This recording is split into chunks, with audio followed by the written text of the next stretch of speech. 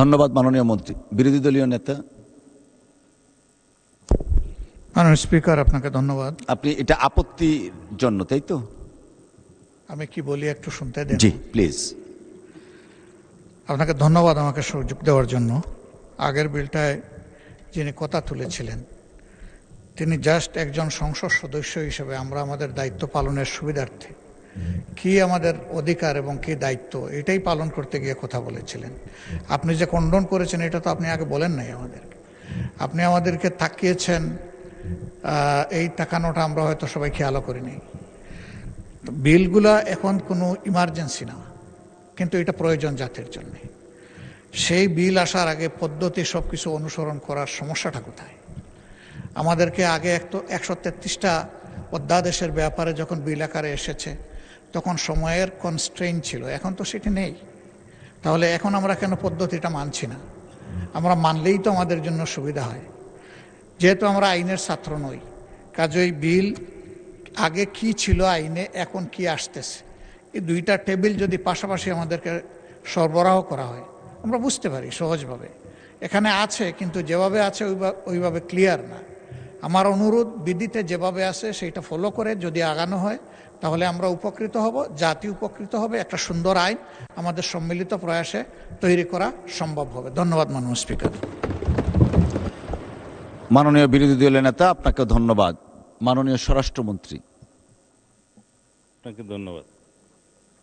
প্রথা হচ্ছে আইনটা যখন অবিলম্বে বিবেচনার্থে গৃহীত হওয়ার জন্য প্রস্তাব করবেন তখন যে কোনো সদস্য এটা জিজ্ঞেস করতে পারে যে আমি 3 দিন আগে বিল পাইনি, 7 দিন আগে নোটিশ পাইনি। কিন্তু উত্থাপনের বিষয়টা এরকম যে আজকে তো এটা পাস হচ্ছে না, উত্থাপিত হচ্ছে, প্রপার্টি অফ দি হাউস হবে। ওনাদের কাছে যে বিলের কপিটা দেয়া হয়েছে সেই বিলের কপির সাথে কম্পারেটিভ স্টেটমেন্টটা চাইতেই পারেন, খুবই বৈধ। কিন্তু কম্পারেটিভ স্টেটমেন্ট আমরা এখনই দেই নাই, এটা রেডি আছে।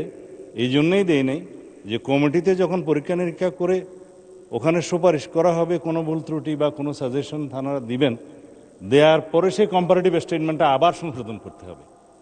তো সেই জন্য অবিলম্বে বিবেচনাতে গৃহীত হওয়ার আগে আমরা আবার বিল, কম্পারেটিভ স্টেটমেন্ট অ্যান্ড ওল্ড ল যেটা আছে এখন এক্সিস্টিং, তিনোটা আমরা একসাথেই ফার্নিশ করব। আর টাইম কন্ডনের বিষয়টা মাননীয় স্পিকার সবসময় আপনার চেয়ার থেকে যে আগে ঘোষণা করতে হবে এরকম দেখি নাই। যখন সরকার পক্ষ থেকে কোনো বিল নিয়ে আসা হয় তখন এটার এখতিয়ারটা রুলসেই আপনাকে দেয়া আছে যে আমরা নোটিশ দিলে আপনি তখন করবেন কি করবেন না। বেসরকারি সদস্যদের বিলের ক্ষেত্রে বলা আছে অবশ্যই 15 দিন আগে নোটিশটা দিতে হবে, সেটা বাধ্যবাধকতা এখানে নাই। ধন্যবাদ মাননীয় স্পিকার। ধন্যবাদ মাননীয় মন্ত্রী। মাননীয় মন্ত্রী বিলটা উত্থাপন করুন। সাইবার সুরক্ষা বিল, সাইবার সুরক্ষা সংশোধন বিল 2026। ধন্যবাদ মাননীয় স্পিকার। আমি ফকির মাহবুব আলম, টেলিযোগাযোগ ও তথ্য প্রযুক্তি মন্ত্রী, সাইবার সুরক্ষা আইন 2026 সংশোধন করে বাণিজ্য একটি বিল, সাইবার সুরক্ষা সংশোধন বিল 2026 মহান সংসদে উত্থাপন করলাম। ধন্যবাদ মাননীয় স্পিকার। ধন্যবাদ মাননীয় মন্ত্রী। সাইবার সুরক্ষা সংশোধন বিল 2026 মহান সংসদে উত্থাপিত হলো। আমি এখন মাননীয় ডাক, টেলিযোগাযোগ ও তথ্য প্রযুক্তি মন্ত্রী জনাব ফকির মাহবুব আনামকে সাইবার সুরক্ষা সংশোধন বিল 2026 পরীক্ষাপূর্বক সংসদে রিপোর্ট প্রদানের জন্য আইন, বিচার ও সংসদ বিষয়ক মন্ত্রণালয় সম্পর্কিত স্থায়ী কমিটিতে প্রেরণের প্রস্তাব উত্থাপনের আহ্বান জানাচ্ছি। ধন্যবাদ। মাননীয় স্পিকার, আপনাকে ধন্যবাদ।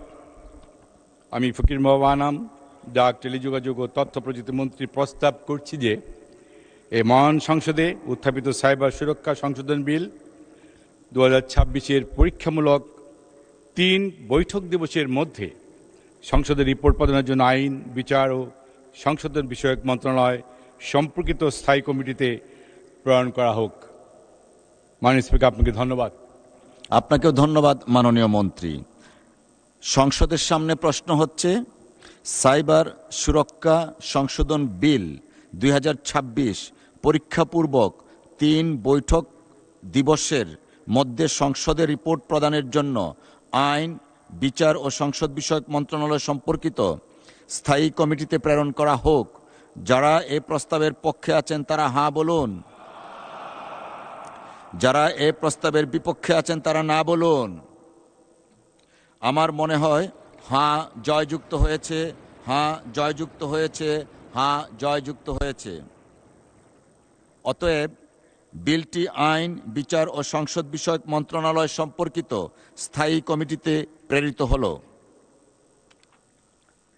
মাননীয় সদস্যবর্গ, সংসদের বৈঠক আগামীকাল 28শে জুন 2026 তারিখ 14ই আষাঢ় 1433 রোজ রবিবার সকাল 10টা 30 পর্যন্ত অর্থাৎ 10:30 ঘটিকা পর্যন্ত মুলতবি করা হলো। আপনাদের সহযোগিতার জন্য আন্তরিকভাবে ধন্যবাদ। আল্লাহ হাফেজ। বাংলাদেশ জিন্দাবাদ। আসসালামু আলাইকুম।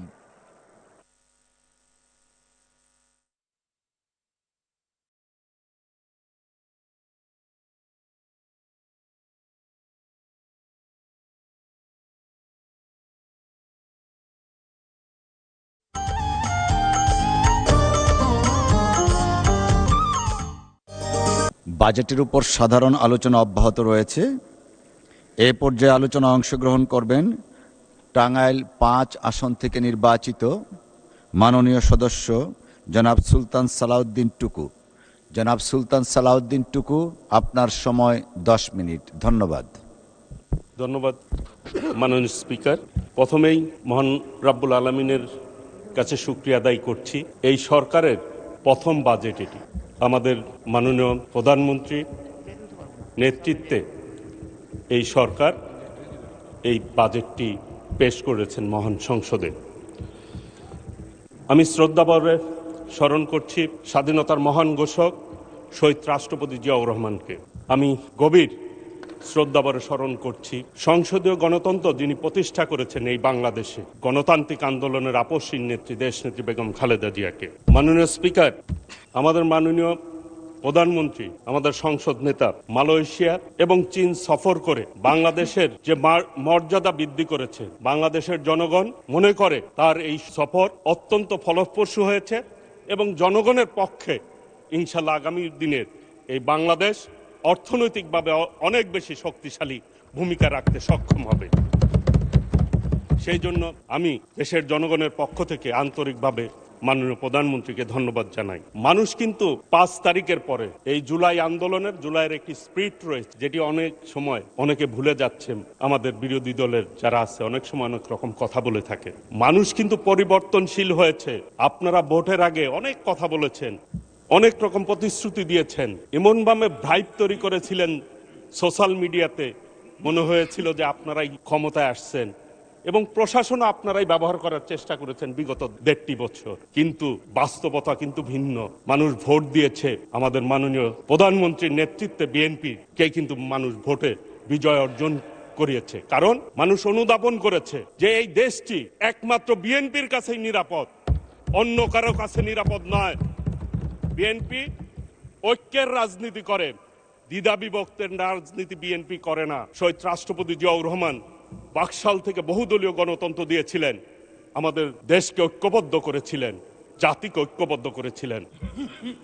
আমাদের নেত্রী দেশনেত্রী বেগম খালেদা জিয়া স্বৈরাচারের পতনের মধ্য দিয়ে এই দেশের সংসদীয় গণতন্ত্র প্রতিষ্ঠা করেছিলেন। আজকে এই মহান সংসদে মাননীয় স্পিকার 9,38,000 টাকার একটি বৃহৎ বাজেট দিয়েছেন। এই বাজেটের মধ্য দিয়ে সরকার মুদ্রাস্ফীতি নিয়ন্ত্রণ, অর্থনৈতিক প্রবৃদ্ধি ত্বরান্বিত করা এবং কর্মসংস্থান সৃষ্টি করা এবং বিনিয়োগ বৃদ্ধি করার ক্ষেত্রে একটি বিশাল ভূমিকা পালন করবে আমরা মনে করি, আশা করি।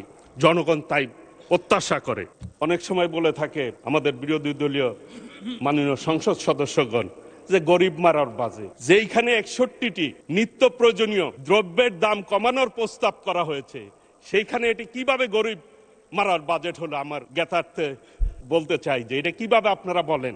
আর সামাজিক সুরক্ষার ক্ষেত্রে 1,44,338 কোটি টাকা বরাদ্দ দেওয়া হয়েছে। এটা যুব উপযোগী হয়েছে, কারণ এই লক্ষ্যেই ফ্যামিলি কার্ড, কৃষক কার্ড, ইমাম মুয়াজ্জিমদের ভাতা, কৃষি ঋণ মওকুফ করা হয়েছে। আমি তাদের বলতে চাই, একবার এলাকায় যায় বলেন যে আমরা আমার এলাকায় ফ্যামিলি কার্ড নিব না, এলাকায় আর কেউ যাইতে পারবে না, এই কথা যদি কোন আমি নিশ্চিত।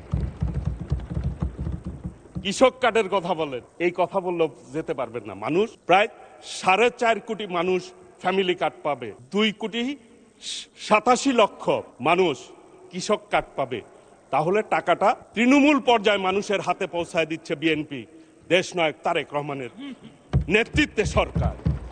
একবারও এই ব্যাপারে আপনাদের মুখ দিয়ে শুনলাম না যে এই ব্যাপারে কোনো উৎসাহ দেওয়া বা এইটিকে সমর্থন করা। ভালো কাজে আপনারা বলছেন সমর্থন করবেন, করেন।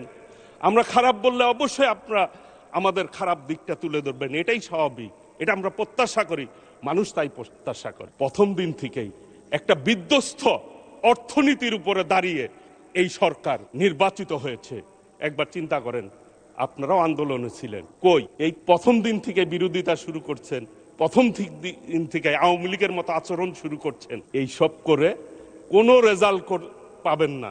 ভবিষ্যতে নির্বাচন করে দেখবেন যে কয়টা সিট আছে এর চেয়ে কমতে শুরু করবে যদি এইভাবে আপনারা চলতে থাকেন, নিশ্চিত। মাননীয় স্পিকার, আপনি বলতেছিলেন যে বাকি চায় লজ্জা দিবেন না, নগদে কিভাবে সময় বাড়ানো যায় সেই পরামর্শ দিলে আরো খুশি হইতাম, আর তাহলে একটু সময় ওইভাবে চায় নিতাম। আমি মাননীয় অর্থমন্ত্রীকে ধন্যবাদ জানাই। মৎস্য এবং প্রাণী সম্পদ খাতে আমি যেহেতু এই মন্ত্রণালয়ের প্রতিমন্ত্রী, সেই হিসাবে বলতে চাই 604 কোটি টাকা মৎস্য খাতে, প্রাণী সম্পদ খাতে 1116 কোটি টাকা প্রায় বরাদ্দ দেওয়া হয়েছে।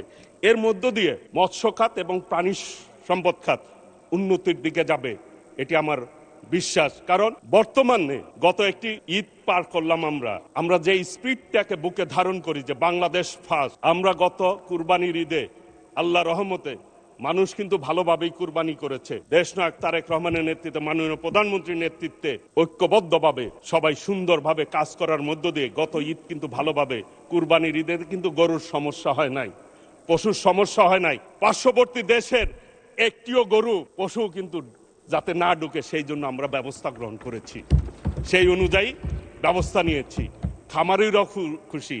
এই বাজেটের মধ্য দিয়ে যে পরিমাণ বাজেট দেওয়া হয়েছে, আশা করি নতুন নতুন প্রযুক্তির মধ্য দিয়ে মৎস্য খাত ইনশাল্লাহ আমাদের রপ্তানি পরিমাণ ইনশাল্লাহ বাড়বে এবং প্রাণী সম্পদে যারা রয়েছে আমাদের খামারিরা দিন দিন তাদের অর্থনৈতিক অবস্থা ইনশাল্লাহ ভালো হবে।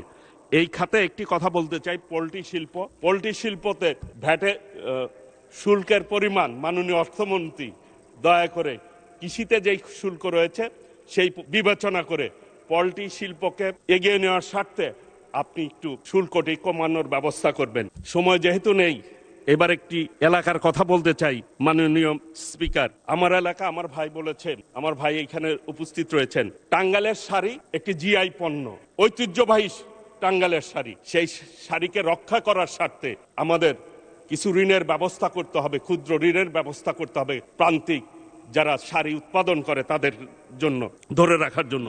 টাঙ্গাইলে একটি বিশ্ববিদ্যালয় রয়েছে, সাদত বিশ্ববিদ্যালয় কলেজ, যেটি শহীদ রাষ্ট্রপতি জিয়াউর রহমান সরকারি করেছিল। সেই সাদত বিশ্ববিদ্যালয়কে আমি পূর্ণাঙ্গ বিশ্ববিদ্যালয়ের দাবি জানাচ্ছি এই মহান সংসদে। আমাদের ট্রেনের যাতায়াতের জন্য একটি আধুনিক ট্রেনের ব্যবস্থা আমি সকলের কাছে মহান সংসদে মাননীয় স্পিকারের মাধ্যমে, যোগাযোগ মন্ত্রী এখানে রয়েছে, ট্রেনের যদি ব্যবস্থা করেন অনেক ভালো হয়।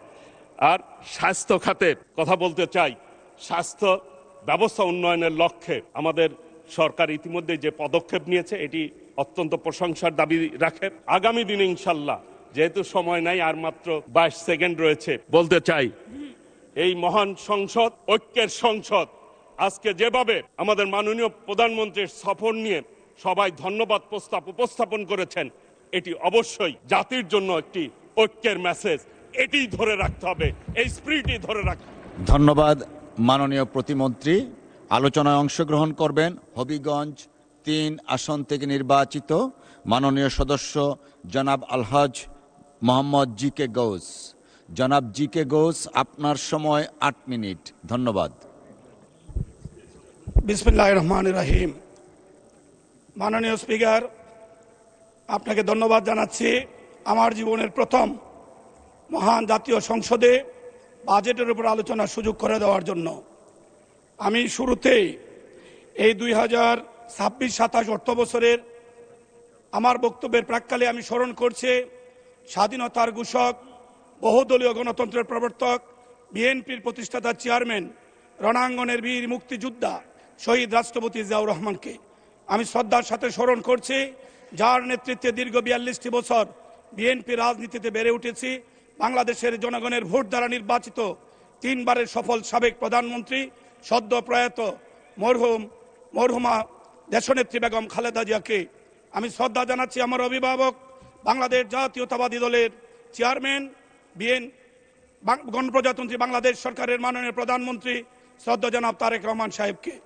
আজকে বাজেট আলোচনা, আমাদের মাননীয় অর্থমন্ত্রীকে ধন্যবাদ জানাই যে 17 বছরের অনিয়ম, দুর্নীতি, লুটতরাজ, দেশের সম্পদ বিদেশে পাচার সহ অব্যবস্থাপনার ফলে ভেঙে পড়া এক অর্থনীতি পুনরুদ্ধারে সুকঠিন লক্ষ্য নিয়ে তিনি প্রিয় নেতা, প্রিয় অভিভাবক জনাব তারেক রহমান সাহেবের নেতৃত্বে জাতীয়তাবাদী দলের সরকারের প্রথম বাজেট এই মহান সংসদে উপস্থাপন করেছেন। মাননীয় স্পিকার, আপনি জানেন ত্রয়োদশ জাতীয় সংসদ নির্বাচনে আমাদের নেতা জনাব তারেক রহমান সাহেব জাতীয়তাবাদী দলের চেয়ারম্যান হিসাবে করব কাজ, গর্ব দেশ, এই প্রতিপাদ্যকে সামনে রেখে সবার আগে বাংলাদেশ শিরোনামে আমাদের নির্বাচনী ইস্তেহার ঘোষণা করেছিলেন। নির্বাচনী ইস্তেহারে প্রান্তিক নিম্ন আয়ের পরিবারকে সুরক্ষা দেওয়ার জন্য ফ্যামিলি কার্ড, কৃষকদের উৎপাদিত পণ্য ন্যায্য মূল্য এবং সরকারি সুবিধা প্রাপ্তি নিশ্চিত করার লক্ষ্যে কৃষক কার্ড প্রবর্তন, দুর্নীতিমুক্ত মানবিক স্বাস্থ্য ব্যবস্থা গড়ে তোলার জন্য 1 লক্ষ স্বাস্থ্যকর্মী নিয়োগ, শিক্ষা প্রতিষ্ঠানে মিড ডে মিল চালু, পরিবেশ রক্ষা ও জলবায়ু সহনশীলতা জোরদারকরণে 20,000 কিলোমিটার খাল খনন ও 25 কোটি বৃক্ষরোপণ সহ 60টি নির্বাচনী প্রতিশ্রুতি প্রদান করেছেন।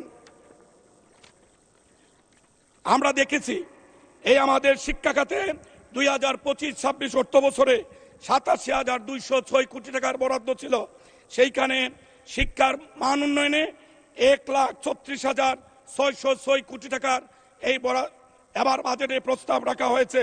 স্বাস্থ্য খাতে 35,487 কোটি টাকার স্থলে 69,409 কোটি টাকার সেখানে ব্যবস্থা রাখা হয়েছে। আমাদের সামাজিক নিরাপত্তার জন্য 1,26,000 কোটি টাকা থেকে বেরিয়ে 1,44,000 কোটি টাকার ব্যবস্থা করা হয়েছে। আমাদের যোগাযোগ ব্যবস্থা 48,292 কোটি টাকা থেকে 60,000 কোটি টাকায় উন্নীত করা হয়েছে। দুর্যোগ ব্যবস্থাপনা 9,000 কোটি টাকা থেকে 10,350 কোটি টাকা, 4,940 কোটি টাকা, নারী ও শিশু উন্নয়নের ক্ষেত্রে 5,196 কোটি টাকা উন্নীত করা হয়েছে। শুধু তাই নয়, বয়স্ক ভাতার সংখ্যা বাড়িয়ে 1 লক্ষ বাড়িয়ে 62 লক্ষ করা হয়েছে। বিধবা স্বামী পরিত্যক্তার সংখ্যা 1 লক্ষ বাড়িয়ে 30 লক্ষ করা হয়েছে। প্রতিবন্ধী ভুক্তভোগীর সংখ্যা 34 লক্ষ হতে বাড়িয়ে 38 লক্ষ করা হয়েছে। ভাতাভোগী প্রতিবন্ধী শিক্ষার্থী 81,000 থেকে বাড়িয়ে 1 লক্ষ করা হয়েছে। মা ও শিশু সহায়তা 1 লক্ষ থেকে 1,24,000 বৃদ্ধি করা হয়েছে। এমনি ভাবে অসংখ্য মানব কল্যাণে, মানুষের কল্যাণে এই বিষয়গুলি উঠে এসেছে।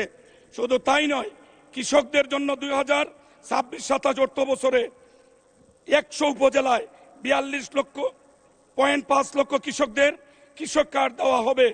10 ধরনের বহুমুখী সুবিধা পাবে। সেই জন্য 1,62,50 লক্ষ টাকা বরাদ্দ রাখা হয়েছে। ফ্যামিলি কার্ড 2026-27 অর্থ বছরে উপকারভোগীর সংখ্যা 41 লক্ষ করা নির্ধারণ করা হয়েছে। তার জন্য 14,500 কোটি টাকা বরাদ্দ রাখা হয়েছে। নতুন করি একটি নতুন আইডিয়া, আমাদের খেলাধুলাকে সমৃদ্ধ করার জন্য 1,68,662 জন খেলোয়াড় ইতিমধ্যে নিবন্ধিত হয়েছে। 2026-27 অর্থ বছরে 200 কোটি টাকা বরাদ্দ রাখা হয়েছে। আমাদের ইমাম, মুয়াজ্জিন এবং ধর্মীয় প্রতিষ্ঠানে যারা আমাদের মন্দিরের পুরোহিত সহ যারা আছেন, ওনাদেরকে পর্যায়ক্রমে তাদের জন্য 1,081 কোটি টাকার বরাদ্দ রাখা হয়েছে। আজকে এই মহান জাতীয় সংসদে এই সমস্ত জিনিস তুলে ধরা হয়েছে। নতুন ধারণা, অনেকে ভেবেছিলেন কৃষক কার্ড কি জিনিস, আমাদের ফ্যামিলি কার্ড কি জিনিস, আমাদের ইমাম মুয়াজ্জিনদের ভাতা কি জিনিস, সেই জন্যই আজকে আমাদের এই বাজেটে আমাদের জনগণের জন্য 9,38,000 কোটি টাকার বাজেট প্রস্তাব করা হয়েছে। আমি মনে করি যদি আমরা 350 জন এমপি আল্লাহকে সাক্ষী রেখে অঙ্গীকার করতে পারি আমরা কেউ দুর্নীতি করব না, কোনো দুর্নীতিকে প্রশ্রয় দেব না, ইনশাল্লাহ এই বাজেট 100% বাস্তবায়ন হবে। এটা আমার 42 বছর রাজনৈতিক জীবনের অভিজ্ঞতা থেকে এটা আমি হলফ করে বলতে পারি। আমি 2004 সালে যে পৌরসভার চেয়ারম্যান হিসাবে দায়িত্ব নিয়েছিলাম সেইখানে আমার বাজেট ছিল মাত্র 2,01,563 টাকা। আমি আমার সততা দিয়ে আমার এলাকার মানুষের জন্য শত শত কোটি টাকার কাজ করেছি। অর্থ আমাদের উন্নয়ন থামিয়ে রাখতে পারেনি। যাই হোক, আমি সময় শেষ হয়ে যাচ্ছে। আমি শুধু হবিগঞ্জের মানুষের ভোটে নির্বাচিত হয়েছি, প্রায় লক্ষ ভোটে নির্বাচিত হয়েছি। মাননীয় প্রধানমন্ত্রী, আপনি লক্ষ্য করেছেন সারা বাংলাদেশ আপনি সফর করছেন, 2 হাতে মানুষ আপনাকে অভিনন্দন জানায়, তালি জানায়। কিন্তু সিলেটে যখন আপনি যান মানুষ একটি বিশেষ শব্দ ব্যবহার করে আপনাকে সম্বোধন করে। এর একটা মাত্র কারণ, আপনি আমাদের হৃদয়ের মণিকুটা স্থান করে নিয়েছেন। আপনি বলেছেন আপনি হাফ সিলেটি। আমরা বিশ্বাস করি সিলেটের উন্নয়নে আমাদের কোনো অভিভাবক নেই, আপনি আমাদের একমাত্র ভরসা। আমাদের স্ট্যান্ডিং কমিটিতে কোনো নেতা নেই, বিএনপির কোনো সিনিয়র নেতা নেই, 4 জেলা 1 মহানগরে আমাদের কোনো অভিভাবক নেই। সেই জন্য এই সিলেটের সমস্ত উন্নয়নের দায়িত্ব মাননীয় প্রধানমন্ত্রী আপনি নেবেন। সিলেটের 100 কোটি মানুষ সেইটা প্রত্যাশা করে আমি আমার হবিগঞ্জের শহরে 14 কিলোমিটারের একটি রাস্তা মাননীয় সাবেক প্রধানমন্ত্রী মাতৃতুল্য খালেদা জিয়া হবিগঞ্জে যখন গিয়েছিলেন হাজার হাজার মানুষের সামনে উনি বলেছিলেন বিএনপি যদি ক্ষমতায় যায় এই রাস্তাটি উনি 4 লেন করে দিবেন। আমাদের শহরে প্রতিদিন 20 থেকে 25,000 শিক্ষার্থী রাস্তা দিয়ে ঢুকে দুর্ঘটনা হয়। আমি প্রধানমন্ত্রীকে অনুরোধ করব, মাননীয় প্রধানমন্ত্রী, আজকে আপনি আমাদের প্রয়াত মাননীয় প্রধানমন্ত্রী দেশনেত্রী বেগম খালেদা জিয়ার এই অঙ্গীকারটি আপনি পূরণ করবেন। হবিগঞ্জের মেডিকেল কলেজ, কৃষি বিশ্ববিদ্যালয় সহ বিভিন্ন সমস্যা আছে, এই বিষয়ে আপনি খেয়াল রাখবেন, সেই আশাবাদ ব্যক্ত করে সবার উত্তরোত্তর সমৃদ্ধি সাফল্য কামনা করে আমি আমার বক্তব্য শেষ করছি। ধন্যবাদ মাননীয় সদস্য। আলোচনায় অংশগ্রহণ করবেন বগুড়া 2 আসন থেকে নির্বাচিত মাননীয় সদস্য জনাব মীর শাহে আলম। মীর শাহে আলম, আপনার সময় 10 মিনিট। ধন্যবাদ। মাননীয় স্পিকার, আসসালামু আলাইকুম। বক্তব্যের শুরুতে মহান স্বাধীনতার ঘোষক শহীদ রাষ্ট্রপতি জিয়াউর রহমান, 3 বারের সফল প্রধানমন্ত্রী দেশনেত্রী মরহুম বেগম খালেদা জিয়া, মুক্তিযুদ্ধের মহান শহীদদের প্রতি, জুলাই আগস্টের শহীদ এবং বিগত আন্দোলনে স্বৈরাচার বিরোধী আন্দোলনে যারা শহীদ গুম খুন হয়েছেন তাদের প্রতি শ্রদ্ধা জানিয়ে সংসদ নেতা মাননীয় প্রধানমন্ত্রী জনাব তারেক রহমান, অর্থমন্ত্রী আমির খসরু মাহমুদ চৌধুরীর প্রতি কৃতজ্ঞতা জানিয়ে বিশেষ করে আমার নির্বাচনী এলাকা বগুড়া 2 শিখগঞ্জ মোগামতলা জনগণের প্রতি কৃতজ্ঞতা জানাই। তারা বিপুল ভোটে নির্বাচিত করে আমাকে এই মহান সংসদে পাঠিয়েছেন। মাননীয় স্পিকার, বিএনপি সরকারের এটি 17তম বাজেট এই সংসদে উপস্থাপন করেছেন আমাদের অর্থমন্ত্রী।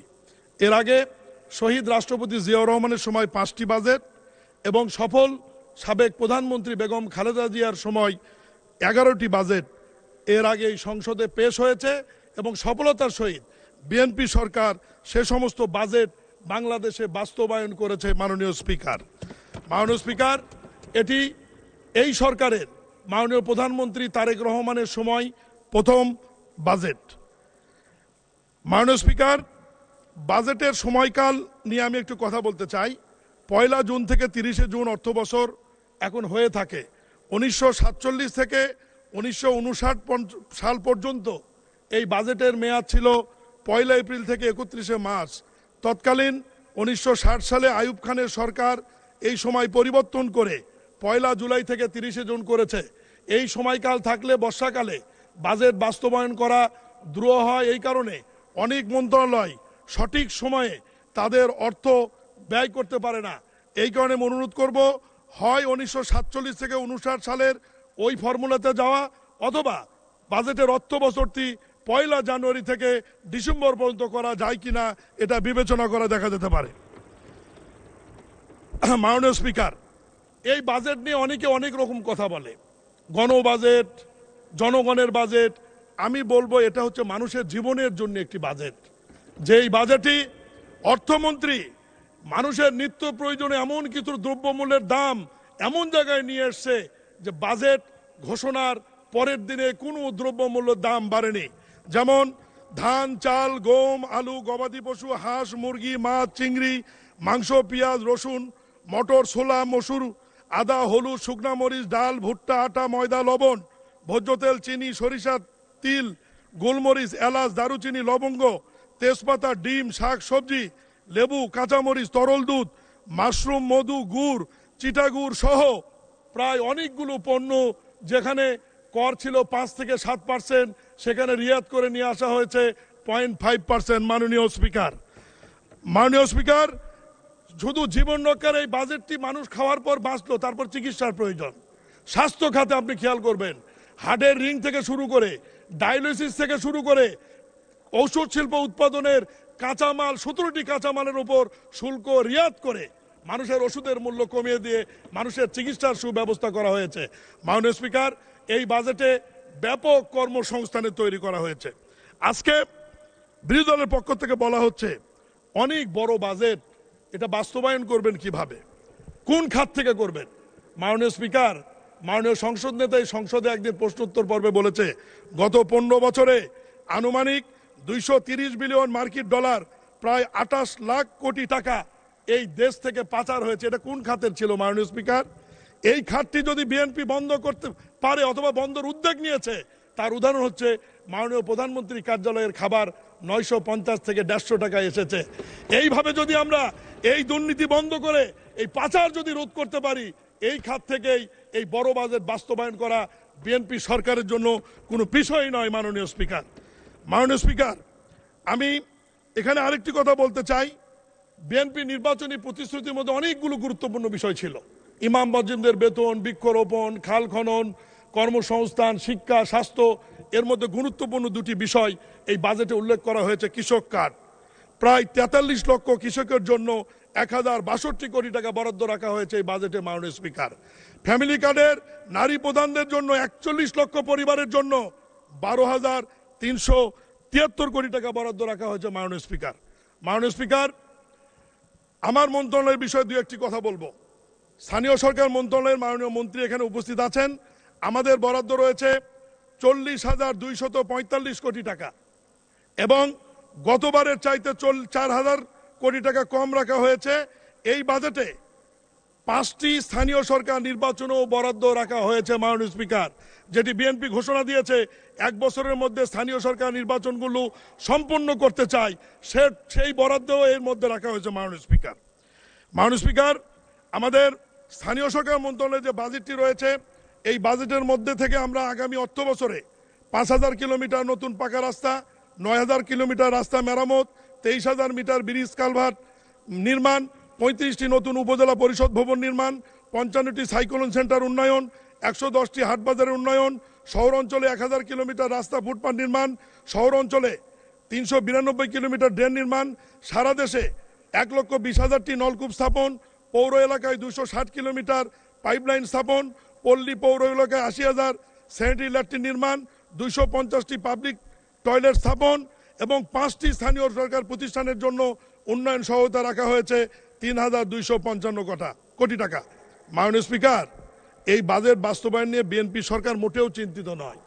বিগত এত বড় একটি গুরুত্বপূর্ণ নির্বাচন, যেই নির্বাচনে বিরোধী দলীয় বন্ধুরা মনে করেছিল যে তারাই ক্ষমতায় যাবে এবং যেভাবে হোক জয়লাভ করবে, এত বড় একটি নির্বাচন সংসদ নেতা তারেক রহমানের নেতৃত্বে সংখ্যাগরিষ্ঠতা নিয়ে যারা সরকার গঠন করতে পারে তাদের জন্য 9,38,000 কোটি টাকার বাজেট বাস্তবায়ন করা কোনো বিষয় নয়। মাননীয়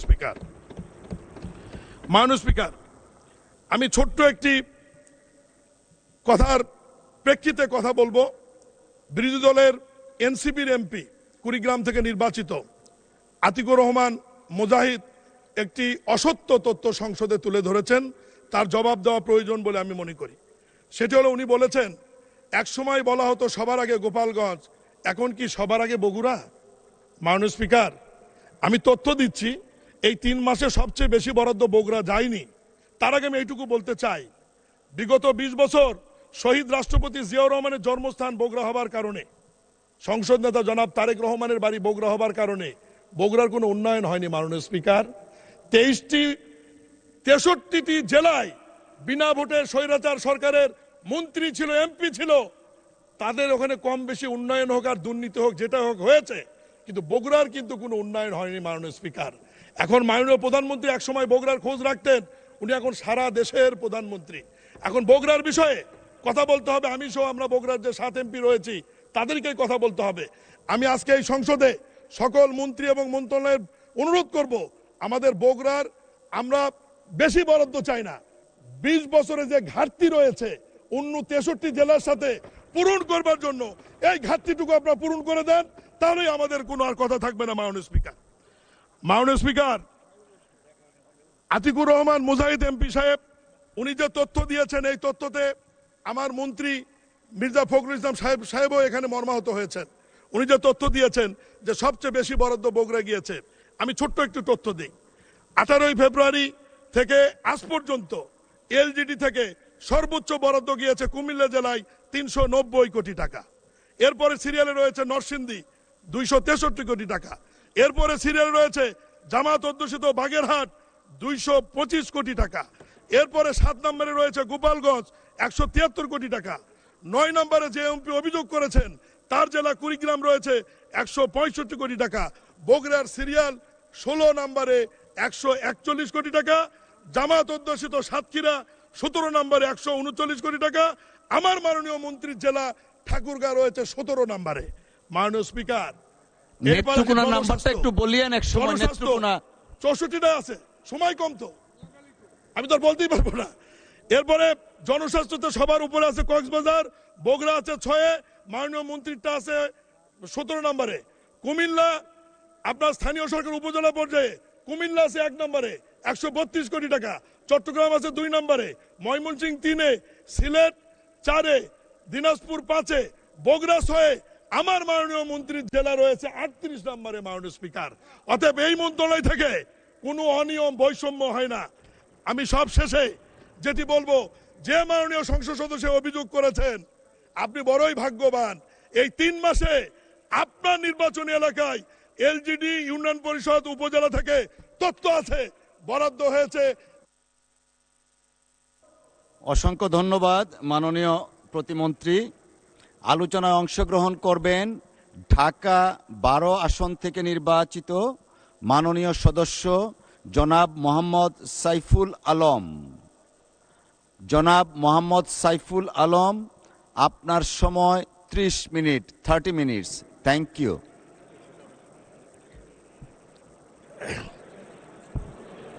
আলহামদুলিল্লাহ রাব্বিল আলামিন, আসসালাতু ওয়াসসালামু আলা রাসূলিহিল কারীম ওয়া আলা আলিহি ওয়া সাহবিহি আজমাইন। মাননীয় স্পিকার, আপনাকে অনেক অনেক ধন্যবাদ। আমরা বাজেট নিয়ে আলোচনা করছিলাম, সরকারি দল বিরোধী দলের পক্ষ থেকে নরম গরম প্রচুর আলোচনা হচ্ছে, আমরা অনেক কিছু শিখছি। তো এখন আমাদের দেখা দরকার যে দেশের অর্থনৈতিক সেক্টরগুলোর কী অবস্থা। দেশের অর্থনৈতিক সেক্টরের সবচেয়ে বড় সোপান হলো ব্যাংক। মাননীয় স্পিকার, সরকারি ব্যাংকের আপনার এনপিএল যেটা, সেটা হলো দাঁড়াচ্ছে হলো 45.85%, এটা মার্চের হিসাব। আর বেসরকারি ব্যাংকের যেটা নন পারফর্মিং লোন, সেখানে 30.11% মার্চের হিসাব। অল টুগেদার 5,88,704 কোটি টাকা। অর্থাৎ ব্যাংক, সরকারি বেসরকারি মিলে আমাদের অবস্থা খুবই খারাপ। সরকারি ঋণ দেশি বিদেশি 2024-2025 অর্থ বছরের শেষে দেশি বিদেশি উৎস থেকে নেওয়া সরকারি ঋণের পরিমাণ দাঁড়ায় 50,904 কোটি টাকা।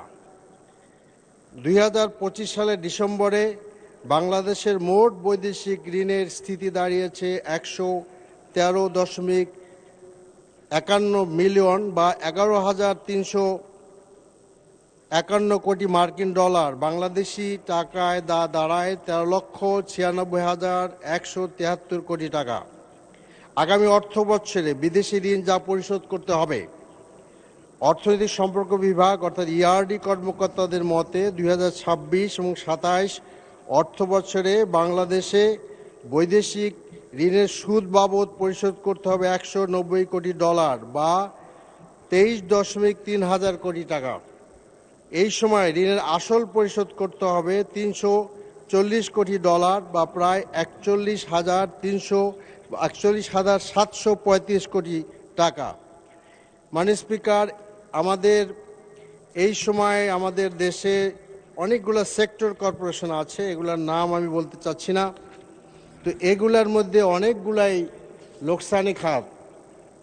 তো আমি মনে করি যে এগুলা রিভিউ করা উচিত। অনেকগুলো দরকারি খাতও আছে, তবে বছরের পর বছর এই ভর্তুকির ঘানি জাতি আর কতকাল টানবে এটা আমাদের সিদ্ধান্ত নেওয়ার সময় এসেছে। মাননীয় স্পিকার, আমাদের আয়ের জায়গায় আমরা আসি।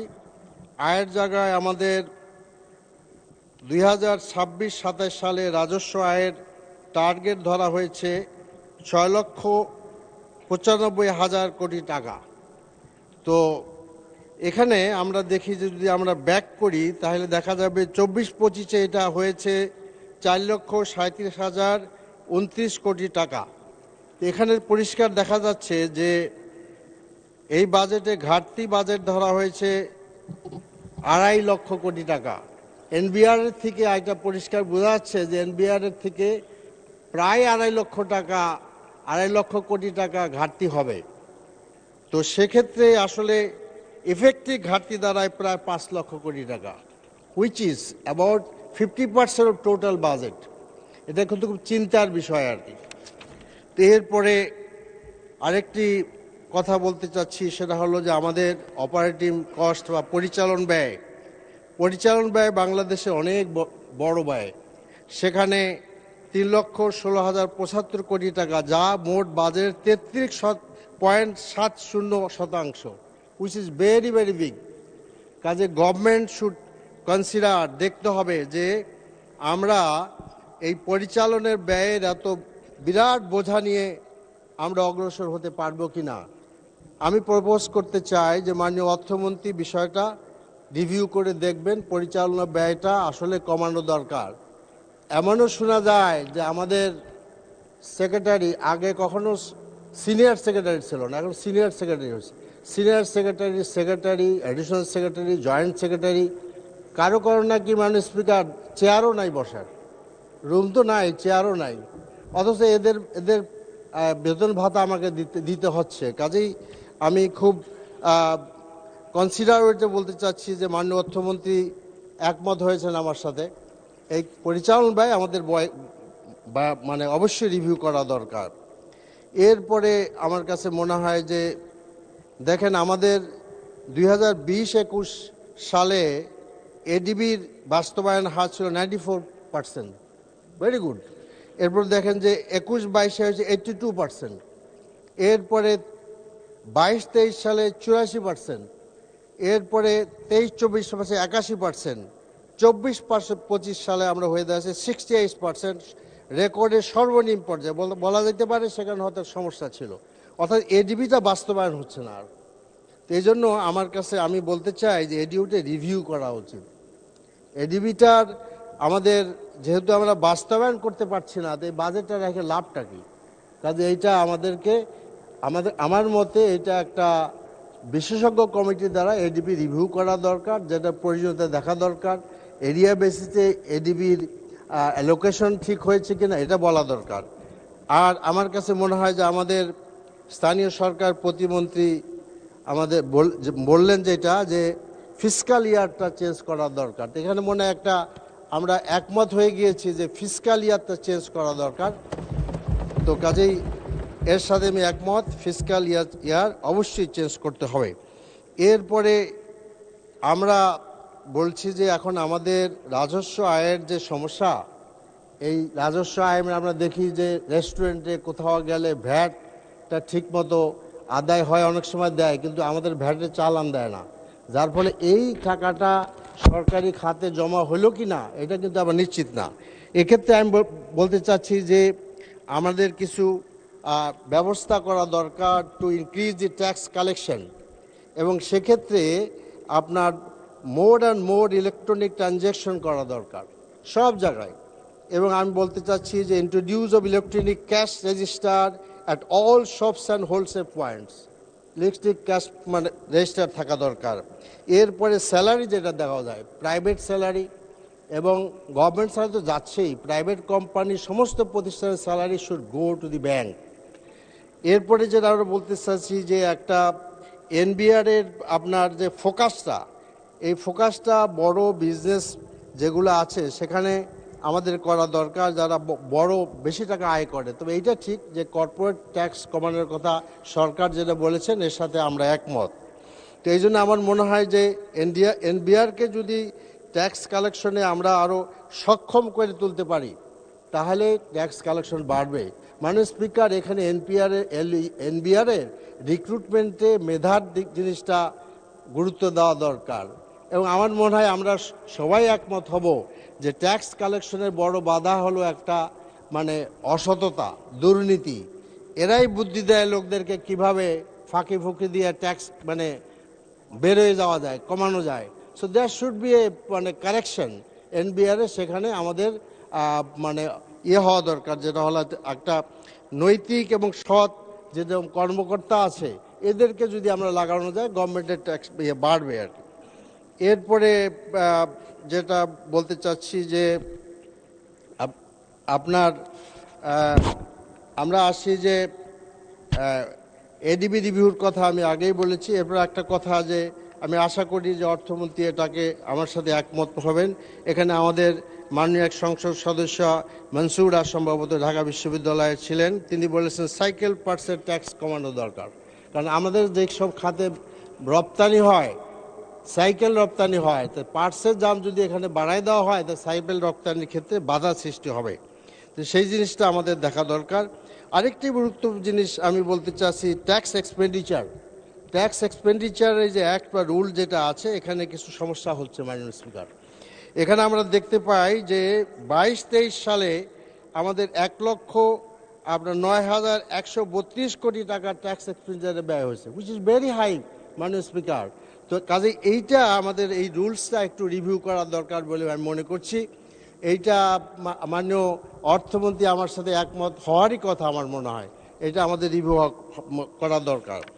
এরপরে যেটা আমরা বলতে চাচ্ছি যে আপনার এই আর আরেকটা কথা, আরও কিছু কথা বলা দরকার যে আমাদের ক্যাপাসিটি চার্জ এইটা অনেক বড় আকারের ক্যাপাসিটি চার্জ আমরা দিচ্ছি। এই জিনিসটা আসলে আমাদেরকে রিভিউ করা দরকার, আইনগতভাবে যে সমস্ত ব্যবস্থা নেওয়া দরকার আমার মনে হয় সেটা করা দরকার। আমার জানা মতে ক্যাপাসিটি চার্জের মানে ব্যাপারে সিঙ্গাপুরে আরবিট্রেশন কোর্টে একটা মামলা প্রসিড করা হয়েছিল, কিন্তু সেটা এখন স্টপ হয়ে আছে। দিস শুড বি রিভিউড এবং সেটা করা দরকার, কারণ এটা আমাদের ন্যাশনাল ব্লিডিং পয়েন্ট। এখান থেকে আমাদের রক্তক্ষরণ হচ্ছে, প্রচুর টাকা বসায় বসায় আমরা লোকদেরকে দিচ্ছি। আর সিঙ্গাপুরে একজন লোক, বাংলাদেশের এক ভদ্রলোক ব্যবসায়ী, তিনি বড় ব্যবসায়ী হয়ে গেছেন, তিনি বসে বসে টাকা পাচ্ছেন, খরচ তো নাই। Adani is again is a very bleeding point, এবং আদানিরটা রিভিউ করার দরকার। মানে স্পিকার, এখানে আমাদের জ্বালানি মন্ত্রী নাই, তবে আমার বলা দরকার যে আমরা জ্বালানি কমিটিতে আমরা কাজ করেছিলাম একসাথে, সেখানে আমরা ন্যাশনাল আপনার এনার্জি পলিসি আমরা বিরোধী দলের পক্ষ থেকে দিয়েছিলাম। সেখানে আমি ধন্যবাদ জানাই আমাদের জ্বালানি মন্ত্রীকে, তিনি অনেকগুলোই পরামর্শ গ্রহণ করেছেন। তবে দুটি পরামর্শ উনি কেন গ্রহণ করেন না এটা আমি বুঝতে পারি না। তার মধ্যে একটা হলো আদানি রিভিউ করা, আর একটা হলো ক্যাপাসিটি চার্জ। তো এইটা আসলে আমার মনে হয় আমরা এটা নিতে পারি। তো কাজেই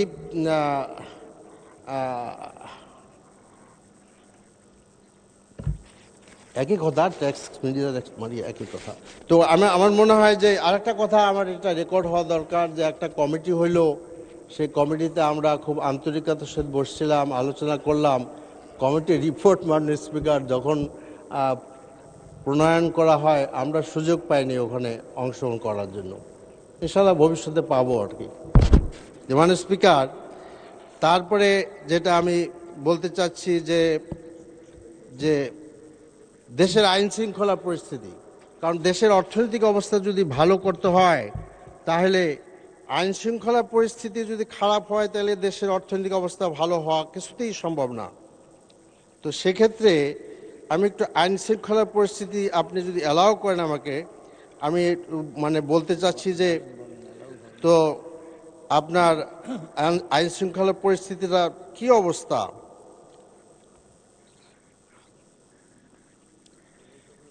তো আপনার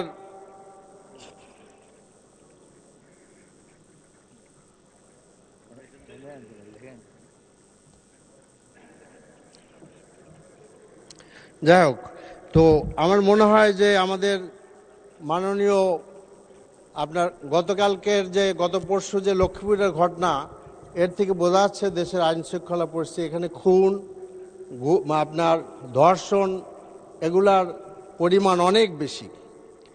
28শে অক্টোবর একটি বিরাট ব্যাপার, 2006 সালের স্বৈরাচারী সরকারের হাসিনার নেতৃত্বে পল্টনে জামাত শিবিরের কর্মীদেরকে নির্মমভাবে হত্যা করা হয়েছে। সেই মামলাটার সমস্ত নথিপত্রকে গায়েব করা হয়েছে এবং মামলাটা নাই। আমি আপনার মাধ্যমে স্বরাষ্ট্রমন্ত্রীকে বলতে চাই যে মেহেরবানি করে এই মামলাটা রিভাইভ করুন। এটা দেশের জন্য কলঙ্ক। বিদেশেও গেলে লোকেরা এটার ব্যাপারে আমাদের প্রশ্ন করে, এটা কোন দেশ যেখানে সাপের মতো লোকদেরকে হত্যা করা হয় এবং তাদের মরদেহের উপরে তারা নৃত্য করে। এরপরে আরেকটি কথা আমি বলতে চাচ্ছি যে ওয়াশিং মেশিন। মাননীয় স্পিকার, এই ওয়াশিং মেশিন খুব ইম্পর্টেন্ট হয়ে দাঁড়াইছে। এটা আমার দুটি কথা বলতেই হয় আর কি। তো আমাদের বাবু গয়েশ্বর রায় তো নাই, চলে গেছেন। না উনি মন্ত্রী না, মন্ত্রী হইতেও পারে, মাননীয় সংসদ সদস্য বাবু গয়েশ্বর রায়। তা আমাদের জন্য এটা আসলে বিষয়টা কেমন যে আমাদের একজন সিনিয়র আপনার সংসদ সদস্য, যার মানে ছেলের বউ আরেকজন মন্ত্রীর মেয়ে, এরকম একটা পরিবারের এখানে উনি বসা আছেন, তো ওনারা ওয়াশিং মেশিন চেনেন না। এটা তো আমাদের জন্য ঝামেলা আর কি। তো এটা কি করা যায়, আপনি একটা ফয়সালা করেন আর কি। আর একটা কথা বলতে চাচ্ছি যে আসলে এটা নিয়ে এত আলোচনা কেন হচ্ছে। এখানে আমাদের মাননীয় চিফ হুইপ সাহেব আছেন। আমাদের যখন হাউস কমিটিতে আলোচনা হয়, তখন এই সমস্ত বাসায় কি দেওয়া হবে আমাদের মাননীয় এমপি সাহেবদের, সেগুলো ওখানে ঠিক হয়েছে। এইটা বিরোধী দলের বারবার লজ্জা দেওয়া হচ্ছে। এখানে সরকারি দলের মানে যারা এমপি হোস্টেলে আছেন, যারা প্রোভাইড করলে তাদের বাসাও যাবে। আমাদের লজ্জা দেওয়ার কোনো মানে নাই। আশা করি বিষয়টা খেয়াল করবেন আপনি। এরপরে যেটা ব্যাংক রেজুলেশন অ্যাক্ট 2006 বাতিল করা উচিত বলে আমি মনে করি। কারণ আমাদের মাননীয় অর্থমন্ত্রী তিনি বলেছেন, আমি এবারে বক্তব্য দেখছিলাম আগে, তিনি বলেছেন জানলাটা খোলা রাখা হয়েছে। তো সেই জানলা দিয়ে যে আসলে এসালাম ঢুকে যাচ্ছে, এইটা তো আমরা বুঝতে পারিনি। মাননীয় স্পিকার, এখানে আরেকটা কথা, আমাদের মাননীয় স্বরাষ্ট্রমন্ত্রী অনেক গুণে গুণান্বিত। তিনি অবশ্য আগে বলেছেন যে এসালামের গাড়িতে চড়িয়া উনি সম্বর্ধনা নিয়েছেন, এটা ঠিক হয় নাই। কিন্তু এই যে চিটাগাঙে এসালামের দামি দামি গাড়িগুলা বিএনপির লোকেরা রক্ষা করতে যে বহিষ্কার হইল, সে কথা উনি বলেন নাই আর। মানে স্পিকার, উনি আবার বলেছেন, আমাদের মাননীয় স্বরাষ্ট্রমন্ত্রী বলেছেন যে একটা দল আল্লাহু আকবার ধ্বনি দিয়ে ব্যাংক দখল করলো আর কি। তো বুঝলাম যে ওনার আল্লাহু আকবার কথার মধ্যে ওনার বেশ আপত্তি। কিন্তু আরেকটি দলের যুব নেতা যে সশস্ত্র অস্ত্র নিয়ে ব্যাংক দখল করতে গিয়েছিলেন, তার সচিত্র আপনার প্রতিবেদন পত্রিকা ছাপা হয়েছিল সে ব্যাপারে তিনি বললেন না, তাহলে কি ধরে নেব যে আপনি আসলে আল্লাহু আকবার আপত্তি, অস্ত্রের ব্যাপারে কোনো আপত্তি নাই?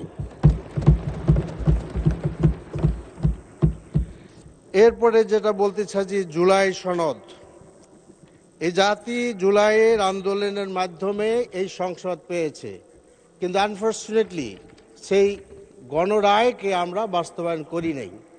আমাদেরকে বলা হয়েছে যে সরকার এবং মাননীয় প্রধানমন্ত্রীর নেতৃত্বে অক্ষরে অক্ষরে পালন করা হবে। এটা আমি অবিশ্বাস করতে চাই না, কিন্তু ওই যে ছোটবেলায় বহু আগে সেই ধারাপাত পড়ছিলাম, আদর্শলিপি পড়েছিলাম, সেই অক্ষরগুলা আর এই অক্ষর অক্ষর যে কি এটা আমি ঠিক বুঝতে পারছি না। কাজে আমার মনে হয় যে অবিলম্বে গণ রেফারেন্ডাম যেটা হয়েছে সেটা যেখানে প্রায় 70% লোকেরা আপনার ভোট দিয়েছে, এটা অবশ্যই বাস্তবায়ন করা দরকার। এরপরে যেটা বলতে চাচ্ছি, চাঁদাবাজি। চাঁদাবাজির কথা মানে এটার ভলিউমটা কোথায় গিয়েছে মাননীয় স্পিকার, যে একজন মাননীয় সংসদ সদস্যের ছেলে চাঁদাবাজিতে গ্রেপ্তার হইল। আমি ভাবলাম যে বাহ, শুভবুদ্ধি নিশ্চয়ই উদয় হয়েছে, নাহলে গ্রেপ্তার করা তো সোজা কথা না। মাননীয় এমপি সাহেবের ছেলে পরের দিন দেখলাম মুচে লেখা দিয়ে ছাড়ে দিছে। এবং তাতে কি হবে, যারা সারা দেশে এই চাঁদাবাজি করতেছে তারা বলবে যে হ্যাঁ চাঁদাবাজি করো, একটাই শাস্তি, মুচে লেখা দিতে হবে। মুচে লেখা যদি দিতে পারো তাহলে মুক্তি পেয়ে যাবা। আমার এলাকায় কারণ বাজার, ফার্মগেট, শিল্পাঞ্চল, এই সমস্ত জায়গায় চাঁদাবাজি এখন ন্যাশনাল টকে পরিণত হয়েছে। জি জি জি জি আমাদের এইখানে আমি আগেও বলেছি, বহু জায়গায় কারণ বাজারে এবং ফার্মগেটে এবং শিল্পাঞ্চলে চাঁদাবাজি আগেও সরকারি দলের লোকেরা করেছে, এখনও সরকারি দলের লোকেরা করে মানুষ। এবং আমি মনে করি যে এটা স্বরাষ্ট্রমন্ত্রীর প্রাইম রেসপন্সিবিলিটি এই চাঁদাবাজদেরকে ধরা। চাঁদাবাজদের কোনো দলের লোক না মানুষ। যদি চাঁদাবাজদেরকে ওন করা হয় সেটা ভুল করা হবে, সে চাঁদাবাজকে ধরা হোক। এরপরে যেটা বলতে চাচ্ছি যে আজকে আমাদের এই ঢাকা শহরে অনেকগুলো সমস্যা আছে, তার মধ্যে জলবদ্ধতা বড় একটি সমস্যা। আমাদের এই যে আমার বাসার খুব কাছে এই যে আমাদের ভিভিআইপি রোড, এই যে আমাদের বিজয় সরণির থেকে এইখানে যদি বৃষ্টি হয়, অথবা 27 নম্বরে যান ধানমন্ডিতে, আপনি রাস্তায় বেরোতে পারবেন না, মাজা পানি, এবং এই পানিগুলো নোংরা পানি। কাজে এইটার ব্যবস্থা করা দরকার। জলবদ্ধতার অবস্থা এমন খারাপ যে আমাদের মাননীয় প্রধানমন্ত্রীর যে কার্যালয় আছে মাননীয় স্পিকার, এই কার্যালয়ের সুয়ারেজ লাইনটা হলো আমাদের হাতিঝিলের সাথে, এবং এখানে আমাদের শাহিনবাগ এলাকায় যে পাগলা মাজার ইয়ে আছে, এখানে রেলওয়ের একটি ইসে আছে। এইখানে অবস্থা এরকম হয়, যখন বর্ষা হয় মানুষের হাঁটু পানি হয়। তা আমি রেলওয়ে মন্ত্রীর সাথে আলাপ করেছি, তিনি আমাকে আশ্বাস দিয়েছেন, আমি 2টা ডিও দিয়েছি ওনাকে এ ব্যাপারে, এবং হি ইজ ভেরি কাইন্ড, যে উনি আমি বলেছেন যে অচিরেই এটা দেখবো এবং আশা করি এটা সমস্যার সমাধান হবে। এরপরে চাঁদাবাজের অনেক নতুন নতুন সেক্টর চালু হয়েছে মাননীয় স্পিকার। এখন যে ব্যাটারি চালিত রিক্সা আছে, এগুলো আমাদের শিল্পাঞ্চলে আপনার রাস্তার থেকে সরাসরি লাইন টেনে ব্যাটারি চার্জ দেওয়া হয়, এগুলোর থেকে টাকা নেওয়া হচ্ছে। এগুলো সরকারি দলের লোকেরাই করে মাননীয় স্পিকার। তো এরপরে আপনার এখানে পানির সমস্যা আছে, এবং ওয়াসার পানি ঢাকাতে দুর্গন্ধময়, পানি ব্যবহার করা যায় না। ওই দুর্গন্ধময় পানিও লোকেরা পায় না। আশা করি এটা দেখা হবে। গ্যাস সমস্যা বিরাট সমস্যা ঢাকা শহরে, আমাদের এলাকার লোকেরা গ্যাস পাচ্ছে না। এরপরে আরেকটি কথা, যে এই কোরবানির ঈদের মাত্র 2 দিন বা 3 দিন আগে আমার বাসার কাছে যে কলমিলতা মার্কেট, সেখানে আগুন দিয়ে পুড়ে গেল। আর আমরা সবাই গেলাম বিভিন্ন সাহায্য সহযোগিতা নিয়ে, কিন্তু সিটি কর্পোরেশনের মার্কেটে আমার জানা মতে সিটি কর্পোরেশনের সহযোগিতা এখন পর্যন্ত পাওয়া যায় নাই। মাননীয় স্পিকার, এটা কি এই জন্য যেটা আমার বাসার কাছে বা আমার এরিয়ার মধ্যে, এই জন্য কি পেলাম না? অতি ক্ষুদ্র ব্যবসায়ী লোকেরা সেখানে ব্যবসা করে, ঠিক ঈদের আগে যখন তারা মালপত্র উঠাইলো তখন এগুলো পুড়ে গেল আর কি।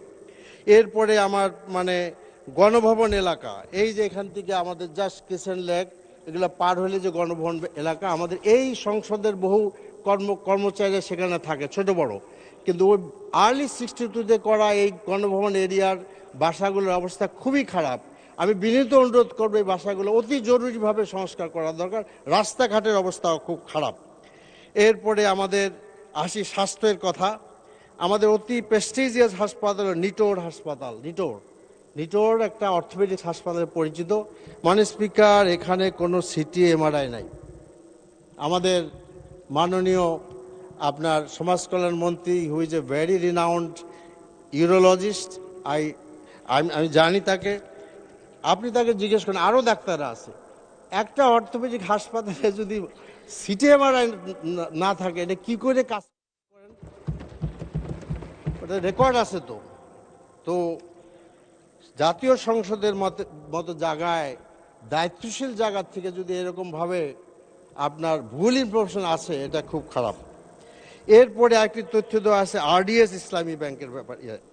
সেখানে আমাদের মাননীয় স্বরাষ্ট্রমন্ত্রী বলেছেন এই প্রকল্পের আওতায় 22,000 কোটি টাকা বিতরণ করা হয়েছে। আগে 11,000 কোটি টাকা দেওয়া হয়েছিল। 5ই আগস্টের পর নির্বাচনী বৈতরণী পার হওয়ার জন্য আরও 11,000 কোটি টাকা দেওয়া হয়েছে। যেসব টাকার কোনো হদিস নেই, সেই সব টাকার কোনো হদিস নেই, কিন্তু ব্যাংকের সর্বশেষ বার্ষিক প্রতিবেদনের তথ্য বলছে আরডিএস প্রকল্প মোট ঋণ স্থিতি স্বরাষ্ট্রমন্ত্রীর দাবির 3 ভাগেরও 1 ভাগের কম। ইসলামী ব্যাংকের 2025 সালের বার্ষিক প্রতিবেদন পর্যালোচনা করে দেখা যায় মাননীয় স্বরাষ্ট্রমন্ত্রীর দাবির সঙ্গে বাস্তব চিত্রের কোনো মিল নাই। প্রতিবেদন অনুযায়ী 2025 সালের শেষে আরডিএস প্রকল্পে ঋণ স্থিতি ছিল 6,789 কোটি টাকা। এর আগের বছর অর্থাৎ 2024 সালে ঋণ স্থিতি ছিল 6,712 কোটি টাকা। সেই হিসাবে এক বছরে এই খাতে ঋণ বেড়েছে মাত্র 77 কোটি টাকা বা 1.4%। তো কাজেই আপনার এই তথ্যটা ভুল। এখন উনি বললেন কেন এরকম দায়িত্বশীল জায়গা থেকে? এই জিনিসটার ব্যাপারে আমি যেটা বলতে হয় যে আসলে মানুষ যেখানে থাকে যেভাবে চিন্তা করে, অন্যের জন্য এরকম চিন্তা করাটা স্বাভাবিক, ওটা ভালো আর কি। তো আমার মনে হয় আমাদের মাননীয় স্বরাষ্ট্রমন্ত্রী বলেছেন যে ওইটা নাকি আমাদের নির্বাচনী বৈতরণী পার হওয়ার জন্য দেওয়া হয়েছে। সম্ভবত মাননীয় স্বরাষ্ট্রমন্ত্রী তার নিজের এবং তার দলের নির্বাচনী বৈতরণী পার হওয়ার যে বাজেট, ওই বাজেট থেকে উনি এটা বলেছেন, ওই বাজেটের চিন্তা করে বলেছেন। আরেকটি কথা হলো যে আমাদের মাননীয় স্বরাষ্ট্রমন্ত্রী বলেছেন যে এটা অডিট হবে আর কি। আব্দুল জাদ্দান যদি নিজের দায়িত্ব পালন করেন এবং মাননীয় প্রাইম মিনিস্টারের পক্ষে কথা বলেন, আইনমন্ত্রীর পক্ষে কথা বলেন, ধর্ম মন্ত্রণালয়ের পক্ষে কথা বলেন, এখন দেখি অডিটেও ওনার আসলে একটা হাত আছে আর কি। তা আমি অপেক্ষায় থাকব যে কখন এই সুন্দর অডিটটি উনি করাবেন, কারণ ব্যাংকটা ওনাদের হাতে, এবং সেটা এখানে পেশ করা হোক। মাননীয় স্পিকার, আপনাকে অনেক অনেক ধন্যবাদ। সালাম আলাইকুম। আপনাকে ধন্যবাদ মাননীয় সদস্য। আলোচনায় অংশগ্রহণ করবেন যশোর 3 আসন থেকে নির্বাচিত মাননীয় সদস্য জনাব অনিন্দ্য ইসলাম অমিত। জনাব অনিন্দ্য ইসলাম অমিত, আপনার সময় 8 মিনিট। ধন্যবাদ মাননীয় স্পিকার। বাজেট সম্পর্কে কথা বলবো, তার আগে একটি বিষয় মানে স্পষ্ট হওয়া বাঞ্ছনীয়, কারণ তা না হলে দেশ ও জাতির কাছে একটি ভুল বার্তা যাবে। এইমাত্র যে মাননীয় সংসদ সদস্য কথা বললেন, তিনি বললেন মাননীয় স্বরাষ্ট্রমন্ত্রী নাকি আল্লাহু আকবারে আপত্তি রয়েছে। আমরা যদি বুঝে থাকি স্বরাষ্ট্রমন্ত্রী যে কথাটি বলতে চেয়েছেন, আল্লাহু আকবার অর্থাৎ আল্লাহ মহান, এই বক্তব্য দিয়ে, এই স্লোগান দিয়ে ব্যাংক ডাকাতি করবার কোনো সুযোগ নেই। বিগত 17 বছরে আমরা দেখেছি সমাজের হাজারো অনিয়মকে জয় বাংলা স্লোগান দিয়ে জায়েজ করতে। আমরা চাই না আগামীতে নারায়ে তাকবীর কিংবা আল্লাহু আকবার স্লোগান দিয়ে কোনো অবৈধ অপকর্মকে জায়েজ করতে।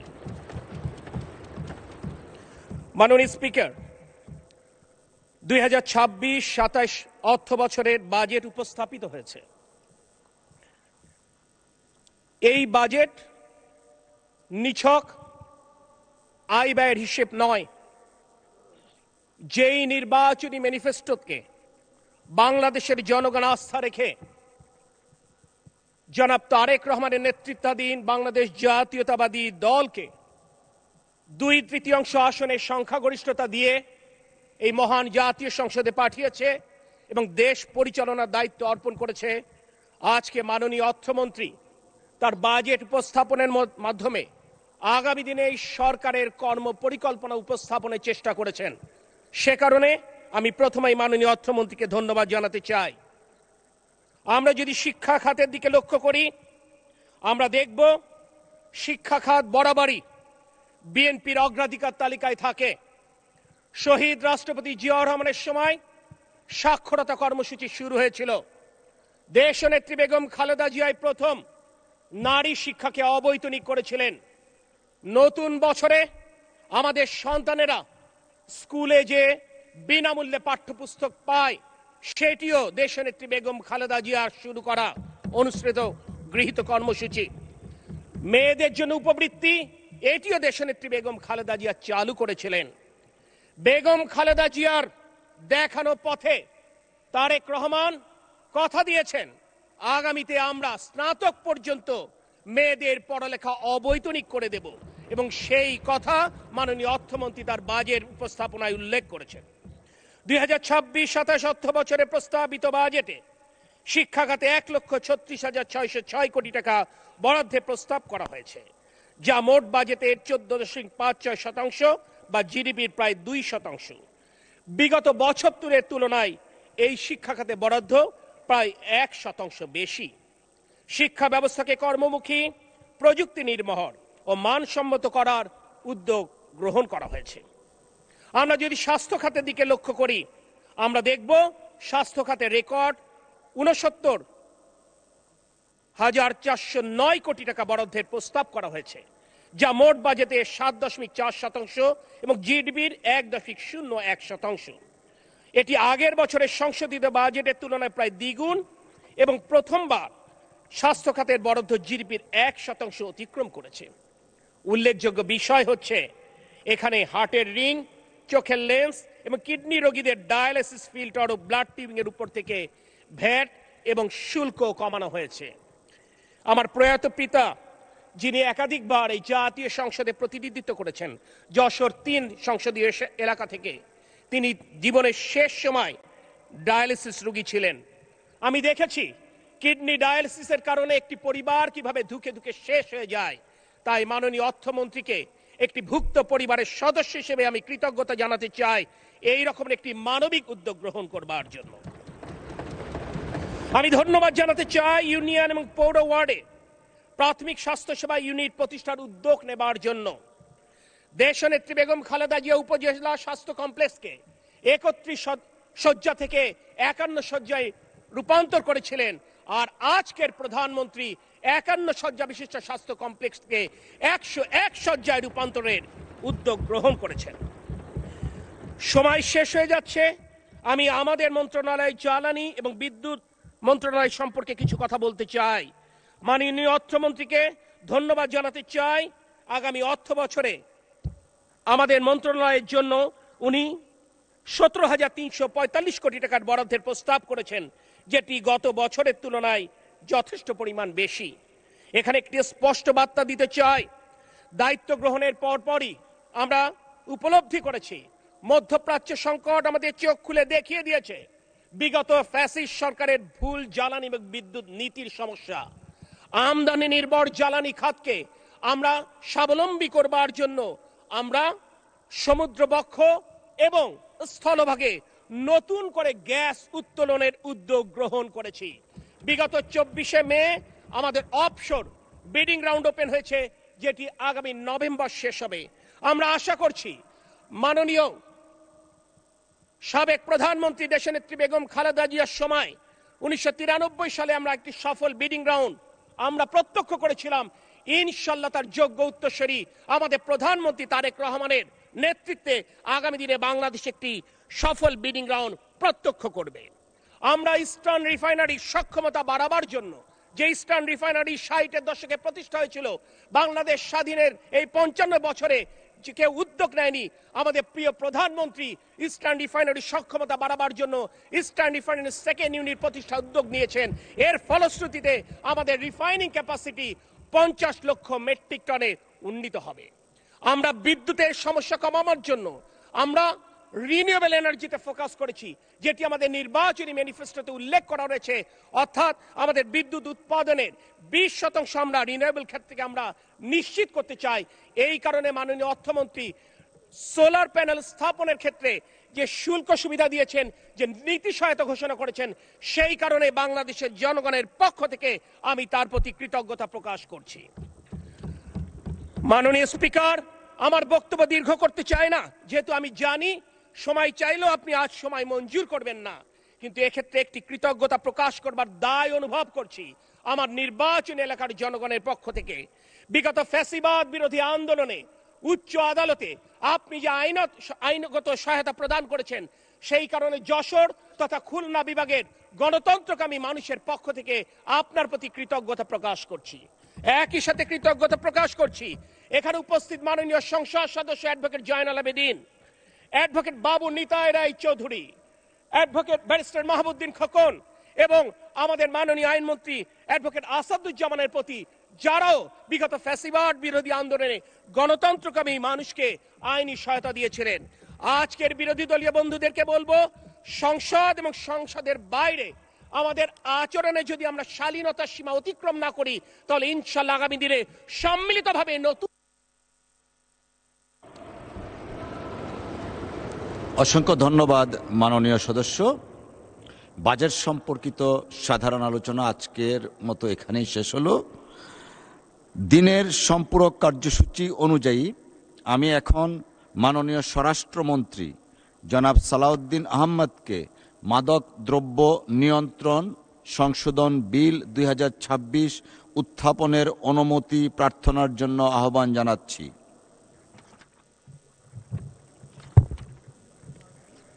ধন্যবাদ মাননীয় স্পিকার। মাননীয় স্পিকার, গতকালকে মাদক দ্রব্যের অপব্যবহার ও অবৈধ পাচার বিরোধী আন্তর্জাতিক দিবস ছিল। আমরা সেমিনার করেছি, অনুষ্ঠান করেছি, আমরা পুরস্কার বিতরণও করেছি। এই ব্যাপারে সারা দেশে আমাদের প্রচারণা ছিল সচেতনতামূলক। আমি সালাউদ্দিন আহমদ, স্বরাষ্ট্রমন্ত্রী, মাদকদ্রব্য নিয়ন্ত্রণ আইন 2018 এর অধিকতর সংশোধন কল্পে আনিত একটি বিল, মাদকদ্রব্য নিয়ন্ত্রণ সংশোধন বিল 2026 মহান সংসদে উত্থাপনের জন্য অনুমতি প্রার্থনা করছি। আপনাকে ধন্যবাদ মাননীয় মন্ত্রী। মাননীয় মন্ত্রী, আপনি বিলটি উত্থাপন করুন। জি, ধন্যবাদ মাননীয় স্পিকার। আমি সালাউদ্দিন আহমদ, স্বরাষ্ট্রমন্ত্রী, মাদকদ্রব্য নিয়ন্ত্রণ আইন 2018 এর অধিকতর সংশোধন কল্পে আনিত একটি বিল, মাদকদ্রব্য নিয়ন্ত্রণ সংশোধন বিল 2026 মহান সংসদে উত্থাপন করছি। ধন্যবাদ। ধন্যবাদ মাননীয় মন্ত্রী। মাদকদ্রব্য নিয়ন্ত্রণ সংশোধন বিল 2026 মহান সংসদে উত্থাপিত হলো। আমি এখন মাননীয় স্বরাষ্ট্রমন্ত্রী জনাব সালাউদ্দিন আহমদকে, আমি তো আগেই তো বলেছিলাম কারো কোনো আপত্তি আছে কিনা, আপনি তো তখন আপত্তি করেননি কোনো।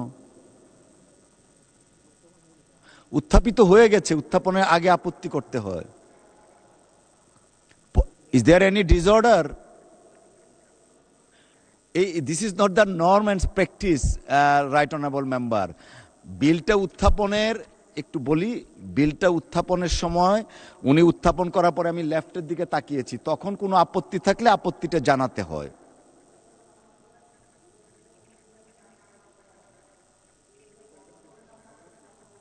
It has been condoned. Thank you. একটা বলেছেন, আমি একটু বিলের দিকে অগ্রসর হই, এটা আসলে নর্মটাকে আমরা ভাঙতে চাই না, এরপরে আপনি কথা বলার সুযোগ পাবেন। Thank you. আমি এখন মাননীয় স্বরাষ্ট্রমন্ত্রী জনাব সালাউদ্দিন আহমদকে মাদকদ্রব্য নিয়ন্ত্রণ সংশোধন বিল 2026 পরীক্ষাপূর্বক সংসদে রিপোর্ট প্রদানের জন্য আইন, বিচার ও সংসদ বিষয়ক মন্ত্রণালয় সম্পর্কিত স্থায়ী কমিটিতে প্রেরণের প্রস্তাব উত্থাপনের আহ্বান জানাচ্ছি। ধন্যবাদ মাননীয় স্পিকার। সংসদে নোটিশটা দেওয়ার সময় রুলস 75 সাবসেকশন 1 অনুসারে সময় খণ্ডনের জন্য আপনার কাছে আমি চিঠি পাঠিয়েছি বিধি মোতাবেক নোটিশের। আপনি দয়া করে খণ্ডন করেছেন। উত্থাপনের বিরোধিতা করলে, আপত্তি থাকলে বিধি মোতাবেক বললে আলোচনা করা যেত। তা এখন আমরা রুলস ভায়োলেট করার কোনো প্রয়োজন নেই। মাননীয় সদস্য, আমরা যখন বিলটা বিবেচনার্থে গ্রহণ করব, প্রস্তাব করব, তখন আপনি তখন বিরোধিতাও করতে পারবেন, বক্তব্য দিতে পারবেন, সুযোগ আছে। আর আইন মন্ত্রণালয় সম্পর্কিত যে স্থায়ী কমিটি আছে, সেখানে বিলটা পরীক্ষা নিরীক্ষা করে রিপোর্ট প্রদানের জন্য আমি এখন প্রস্তাব করব। সেখানে আপনারা অনেকেই সদস্য আছেন, ওখানেও আপনাদের মতামত দিতে পারবেন। রিপোর্ট প্রদানের পরেও অবিলম্বে বিবেচনার্থে গৃহীত করার জন্য যে প্রস্তাব দেব, তখনও আলোচনা করতে পারবেন। আমরা চাই এই জাতীয় বিলগুলো সমাজের বৃহত্তর স্বার্থে আলাপ আলোচনার মধ্য দিয়ে সবাই একটা শক্তিশালী আইন প্রণয়ন করি। আমি লম্বা বক্তব্য এখন দেওয়ার সুযোগ নাই, দেব না। আমি সালাউদ্দিন আহমদ, স্বরাষ্ট্রমন্ত্রী, প্রস্তাব করছি যে মাদকদ্রব্য নিয়ন্ত্রণ সংশোধন বিল 2026 পরীক্ষাপূর্বক রিপোর্ট প্রদানের জন্য আইন, বিচার ও সংসদ বিষয়ক মন্ত্রণালয় সম্পর্কিত স্থায়ী কমিটিতে প্রেরণ করা হোক এবং 3 বৈঠক দিবসের ভিতরে রিপোর্ট প্রদানের জন্য অনুরোধ করছি মাননীয় স্পিকার। ধন্যবাদ মাননীয় সদস্য। সংসদের সামনে প্রশ্ন হচ্ছে, মাদকদ্রব্য নিয়ন্ত্রণ সংশোধন বিল 2026 পরীক্ষাপূর্বক 3 বৈঠকি দিনের মধ্যে সংসদে রিপোর্ট প্রদানের জন্য আইন, বিচার ও সংসদ বিষয়ক মন্ত্রণালয় সম্পর্কিত স্থায়ী কমিটিতে প্রেরণ করা হোক। যারা এই প্রস্তাবের পক্ষে আছেন তারা হাঁ বলুন। যারা এই প্রস্তাবের বিপক্ষে আছেন তারা না বলুন। আমার মনে হয় হাঁ জয়যুক্ত হয়েছে, হাঁ জয়যুক্ত হয়েছে, হাঁ জয়যুক্ত হয়েছে। অতএব এই বিলটি আইন, বিচার ও সংসদ বিষয়ক মন্ত্রণালয় সম্পর্কিত স্থায়ী কমিটিতে প্রেরিত হলো। মাননীয় সদস্যবর্গ, দিনের সম্পূরক কার্যসূচি 2 অনুযায়ী আমি এখন মাননীয় ডাক, টেলিযোগাযোগ ও তথ্য প্রযুক্তি মন্ত্রী জনাব ফকির মাহবুব আনামকে সাইবার সুরক্ষা সংশোধন বিল 2026 উত্থাপনের অনুমতি প্রার্থনার জন্য আহ্বান জানাচ্ছি। ধন্যবাদ। মাননীয় স্পিকার, আপনাকে ধন্যবাদ। আমি ফকির মাহবুব আনাম, ডাক, টেলিযোগাযোগ ও তথ্য প্রযুক্তি মন্ত্রী, সাইবার সুরক্ষা আইন 2026 সংশোধন কর বাণিজ্য একটি বিল, সাইবার সুরক্ষা সংশোধন বিল 2026 উত্থাপনের জন্য অনুমতি প্রার্থনা করছি। ধন্যবাদ মাননীয় স্পিকার।